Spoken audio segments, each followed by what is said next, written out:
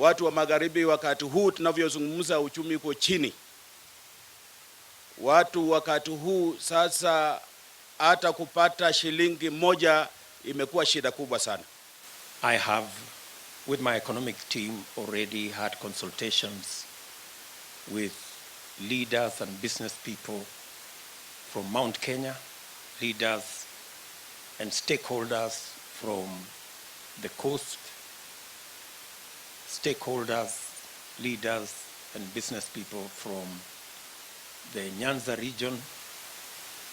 Today we are having it with Western, and next we are going to have it with Rift Valley, we are going to have it with Northeastern,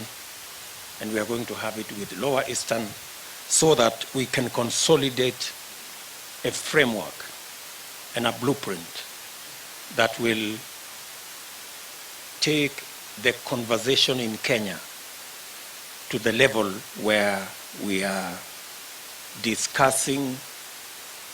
how we will create opportunity or a nation that gives opportunity, equal opportunity at that, to every citizen. And where progress and success is not measured by where you come from, who you know, the networks you have,